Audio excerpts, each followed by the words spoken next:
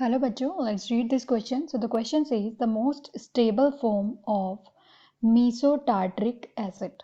Most stable form of mesotartric acid. Option है आपके पास gauche form, anti form, fully eclipsed form और partially eclipsed form. तो इस क्वेश्चन में जो कीवर्ड है आपका वो क्या है? आपका कन्फर्मर्स. कीवर्ड क्या है?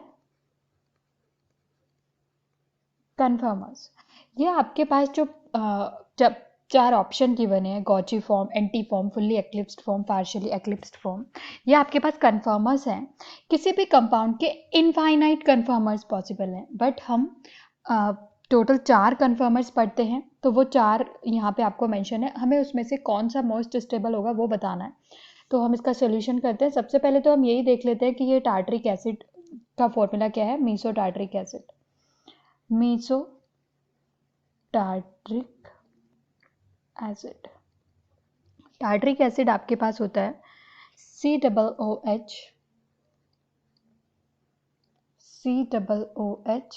क्योंकि मीसोफॉर्म बोला है तो आपको H और OH दोनों एक साइड रखने हैं. H और OH ये आपका मीसोफॉर्म है टार्ट्रिक एसिड का. ठीक है, हम इसका न्यूमैन प्रोजेक्शन मतलब उससे अलग अलग फॉर्म बनाएंगे. Gauche form, anti form, fully eclipsed form, partially eclipsed form. ठीक है, पहले हम इसका न्यूमैन प्रोजेक्शन मैं आपको यहीं पे बता देती हूँ कि कैसे बनाते हैं. उसके बाद हम चारों फॉर्म बना के उसके स्टेबिलिटी ऑर्डर देखेंगे. आपके पास यहाँ पे एक कार्बन है, एक यहाँ पे कार्बन है. अगर आप देखें इस कार्बन से आपके पास 3 क्या क्या ग्रुप जुड़े हुए हैं? COOH, OH और H. तो मैंने यहाँ पे इसको डॉट से बना दिया और इसे डॉट से बनाने के बाद ये क्या है? COOH और एक आपके पास H और दूसरा OH. ठीक है, ये क्या बन गया हमारा? आपका पहला कार्बन. अब सेकंड कार्बन की बात करते हैं.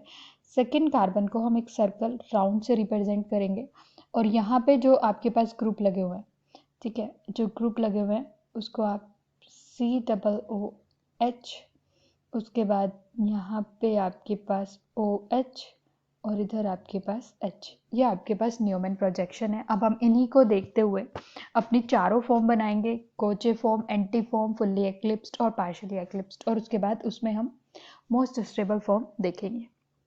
तो जो हम पहली फॉर्म बना रहे हैं ये हमारी एक्लिप्स्ड फॉर्म है. ये मैंने एक डॉट बना दिया.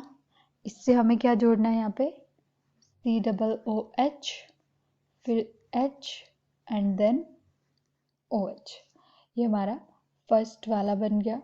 अब इसके लिए हम सेकंड कुछ लेंगे, एक राउंड, फिर यहाँ पे आपके पास COOH. ये इसके जस्ट पीछे है. अगर आप देख सकते हैं कि यहाँ पे ये 2D जो स्ट्रक्चर है ये हम कुछ ऐसे है. एक कार्बन ये है, एक कार्बन ये है और ये जस्ट पीछे है. ये COOH और ये COOH. तो अगर आप देख सके कि इनके बीच में जो एंगल है वो 0 है. मतलब यहाँ पे जो एंगल है थीटा वो 0 है. जब थीटा 0 रहता है तो ये वाली जो फॉर्म है आपकी, इस फॉर्म को क्या बोलते हैं?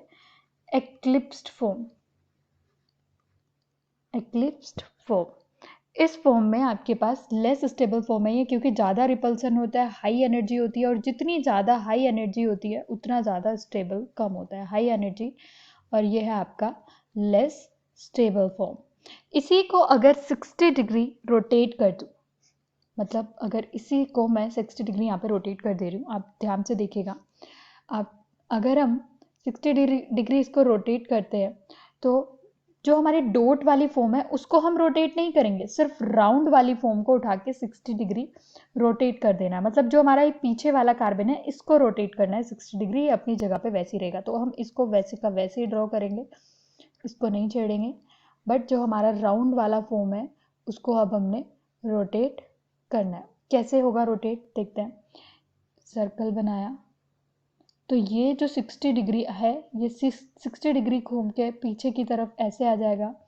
आपके पास 60 डिग्री घूमने के बाद जो नेक्स्ट वाला आपका हाइड्रोजन है वो यहाँ पे आ जाएगा और एक आपके पास यहाँ आ जाएगा. मतलब ये 60 डिग्री, ये OH इधर आ जाएगा. 60 डिग्री घूम गए हैं अपनी जगह से जो राउंड वाली फॉर्म है. इस फॉर्म में जो थीटा एंगल है आपका ये कितना होता है? 60 डिग्री. ठीक है, ये 60 डिग्री होता है आपके पास. ये जो फॉर्म है इस फॉर्म को हम गोचे फॉर्म बोलते हैं, और गोचे फॉर्म आपके पास एक्लिप्स्ड फॉर्म से ज़्यादा स्टेबल होती है, एक्लिप्स्ड फॉर्म से ज़्यादा स्टेबल होती है। अब हम नेक्स्ट चेक करते हैं, नेक्स्ट वाली फॉर्म में हम इसको 60 डिग्री और रोटेट कर देंगे। डॉट वाले को नहीं, डॉट वाले को हम नहीं छेड़ेंगे फिर से, डॉट वाला आपके पास वैसे का वैसे ही रहेगा। ये डॉट है, COOH, ये H और ये OH, इसको हम फिर से नहीं छेड़ने वाले हैं, हम सिर्फ अपना इसको रोटेट करने वाले हैं। 60 डिग्री फिर से रोटेट करते हैं। 60 डिग्री फिर से रोटेट करने के बाद आपको क्या मिलेगा कि जो आपका H है, मतलब COOH है, वो किधर आ जाएगा, COOH वो यहाँ था, अब वो घूम के आपके पास 60 डिग्री घूमेगा और ऑलमोस्ट इधर फिक्स हो जाएगा। अब H आपका इसके पीछे है और ये वाला H आपका इसके पीछे है, तो यहाँ पे इन दोनों के बीच का जो बॉन्ड एंगल है वो ऑलमोस्ट, क्योंकि इसके फिर से पीछे चला गया है, 0 ही हो गया है, तो ये जो फॉर्म है इसको आप बोलते हैं partially eclipsed form, partially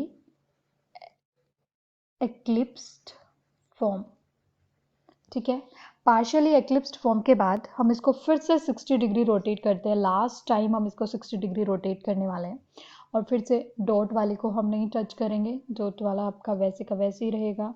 COOH, ये इस पे H और ये इस पे OH।